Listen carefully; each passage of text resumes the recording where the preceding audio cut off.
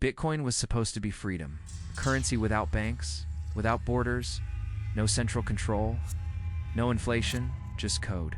Trustless, transparent, decentralized. But there's something strange at the heart of it. Something no one likes to talk about. No one knows who created it. The white paper appeared in 2008, posted by someone calling themselves Satoshi Nakamoto. Then after a few emails, a few forum posts, silence gone. Never confirmed. Never identified. No photo, no voice, no trace. We built a financial world on top of this creation. Millions of people store their savings in it. Guess. Entire governments invest in it, but no one knows where it came from. If the far something that promises freedom, that might be its most unsettling truth. Because maybe Bitcoin wasn't built to set us free. Maybe it was built to make us easier to follow. It started when I tried to help a friend recover an old Bitcoin wallet. It's one of those cold wallets, a USB drive. It hadn't been plugged in since 2015. He thought he'd lost everything. But after a few hours of digging through backups and decrypting old files, we got it open. Inside was a single wallet address, no private key. It's just a string of characters and a history of transactions that ended in 2016. But that wasn't the strange part. A few days later, I started seeing the same wallet address, in completely unrelated places, in comments on obscure forums, buried in metadata of an open source app, once hidden inside a QR code on a sticker pasted to a lamppost near a train station. I thought it was coincidence, a reused address, something benign. But I checked the blockchain. That address hadn't sent or received anything in years, and yet it kept showing up. Then came the autofill.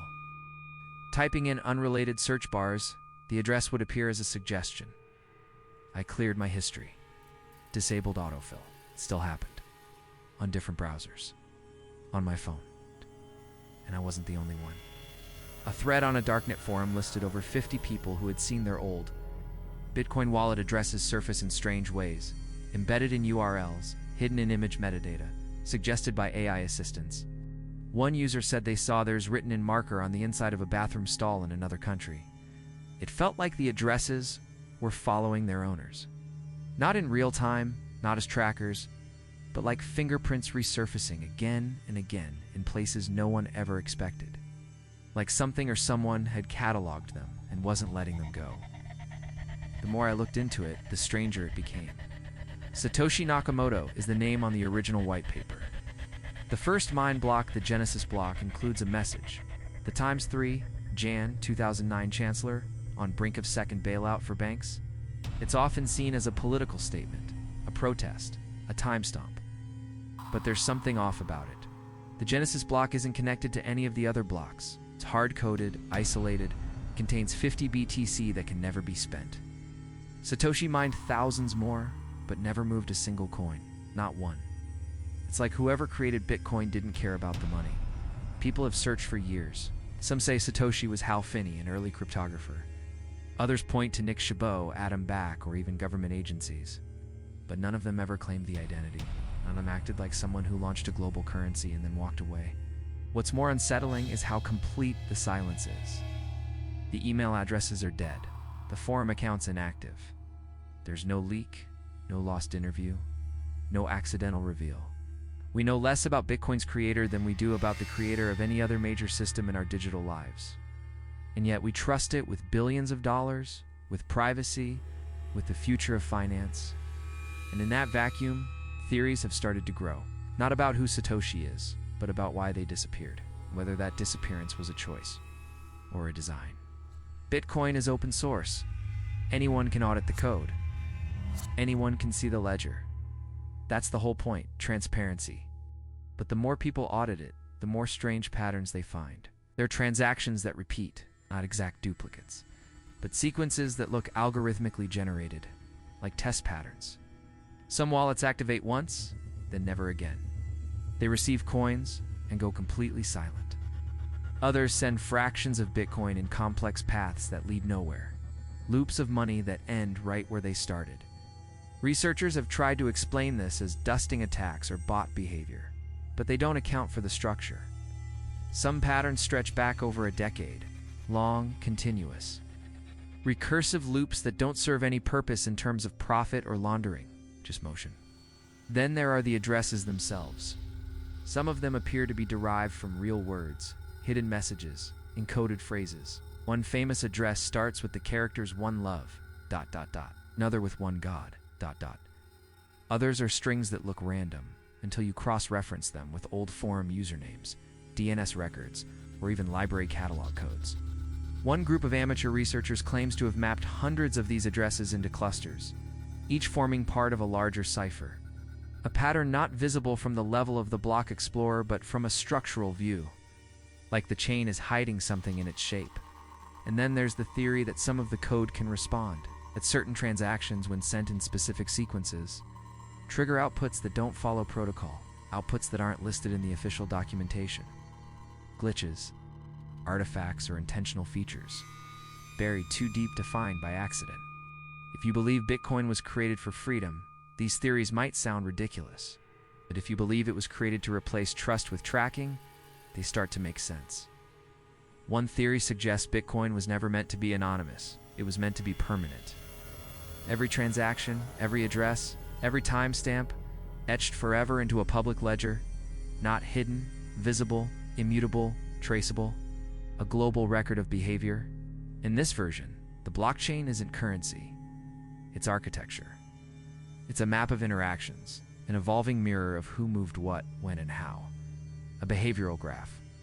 You can't delete it, you can't overwrite it, you can only add to it forever. Another theory suggests Bitcoin was a test, prototype for programmable money, something to normalize the idea of digital wallets, irreversible transactions, the absence of institutions. Not to liberate us, but to prepare us for something more centralized, more controlled. Then there's the idea that Satoshi isn't a person at all. It's not a group, but a front. At the white paper, the early forums, the mine coins, all of it were seeded. Dropped into the world fully formed, like a myth. The point wasn't to guide Bitcoin, but to ensure that it would be trusted precisely because no one claimed ownership. Because when something has no face, no flag, no body, it becomes whatever we want it to be. And that's the perfect camouflage. Every day, millions of people use crypto.